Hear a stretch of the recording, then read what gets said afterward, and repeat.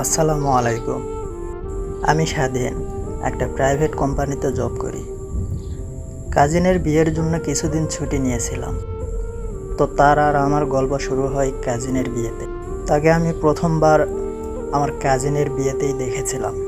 আমার কাজিন নীলা, তার বান্ধবী রিয়া। তার নাম যেমন সুন্দর, দেখতেও মাশাআল্লাহ অনেক মায়াবী তার চেহারা। আমি প্রথম দেখাতেই তাকে নিজের অজান্তে ভালোবেসে ফেলেছি। তাই আর আগে পিছে না ভেবে তাকে প্রপোজ করে ফেলি। কিন্তু সে এটা শোনার পর আমাকে একটা কথাই বলল, যে সে বিয়ের আগে ভালোবাসা বিশ্বাস করে না। এটা বলেই সে চলে গেল। কিন্তু যাওয়ার আগে বলে গেল, যদি আমি তাকে সত্যিই পছন্দ করি তাহলে যেন তার বাসায় বিয়ের প্রস্তাব পাঠাই।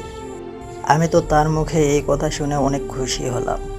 খালাতো বোনের বিয়ের অনুষ্ঠান শেষ হয়ে গেল। বিয়েতে অনেক মজাও করলাম।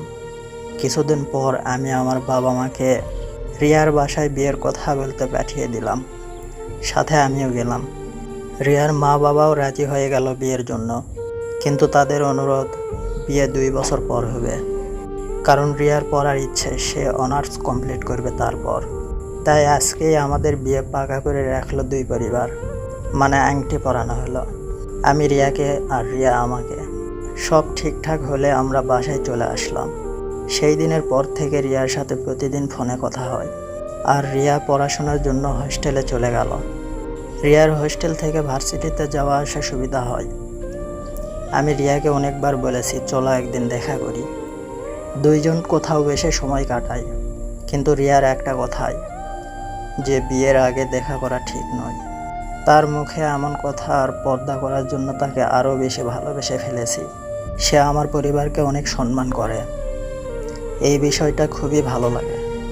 দেখতে দেখতে আমার ছুটি শেষ হয়ে গেল। এবার সেই পুরনো অফিস রুমে বন্দি হতে হবে। তবে যাওয়ার আগে আমি রিয়াকে বললাম, আমি চলে যাওয়ার আগে একবার দেখা করো। সে আমার এত রিকোয়েস্ট করাতে বলল, আচ্ছা ঠিক আছে, আমি স্টেশনে আসব। আমি অনেক খুশি হলাম। খুশি মনে সব গুছিয়ে নিলাম, সকালেই যেতে হবে। পরের দিন আমি 2 ঘন্টা আগে স্টেশনে চলে গেলাম। স্টেশনে আসার পর রিয়ার নাম্বারে ফোন দিলাম। সে বলল, আপনি একটু অপেক্ষা করেন, আমি আসতেছি কিছুক্ষণের মধ্যে। আমি আনন্দের সাথে অপেক্ষা করতে থাকলাম। 2 ঘন্টা পুরোপুরি শেষ হতে চলল, কিন্তু রিয়ার কোনো খোঁজ নেই। ফোনটা বের করে রিয়াকে ফোন দিলাম, কিন্তু ফোনটা রিসিভ না করে কেটে দিল।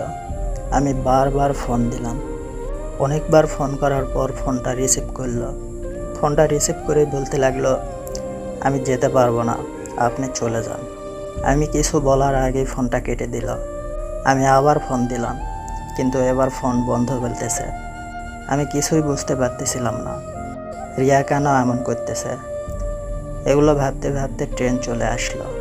তার সাথে দেখা না করেই ঢাকায় চলে আসলাম। এখানে এসে আবার ফোন করলাম, কিন্তু এখনও ফোন বন্ধ দেখায়। এখন কি করব কিছুই বুঝতে পারতেছিলাম না। আমি রিয়ার আম্মুকে ফোন করতে যাব, ঠিক তখনই আমার আম্মুর নাম্বার থেকে কল চলে আসলো। তাড়াতাড়ি ফোনটা রিসিভ করলাম। আম্মু যা বলল তা শোনার পর আমার পায়ের নিচের মাটি সরে যাওয়ার মতো অবস্থা। আম্মু বলল, রিয়ার পরিবার বাসায় এসেছিল, তোর সাথে রিয়ার বিয়ে দিবে না, এটা বলে বিয়ে ভেঙে চলে গেছে। আমি এখন কি বলবো বুঝে উঠতে পারতেছিলাম না। আমি আম্মুর কল কেটে দিয়ে সাথে সাথে রিয়ার বাবাকে ফোন করলাম, কিন্তু বন্ধ দেখাচ্ছিল। আমি হাজার চেষ্টা করেও রিয়া আর তার পরিবারের সাথে যোগাযোগ করতে পারলাম না। আমার মাথায় হাজারো প্রশ্ন ঘুরপাক খেতে লাগলো। আমি একটুকু দেরি না করে বাসায় চলে গেলাম। বসকে সব কিছু খুলে বললাম, তাই ছুটি পেতে অসুবিধা হলো না। বাসায় এসে দেরি না করে রিয়াদের বাসায় চলে গেলাম। রিয়ার বাবাকে কিছু বলার আগে রিয়ার বাবা বলল,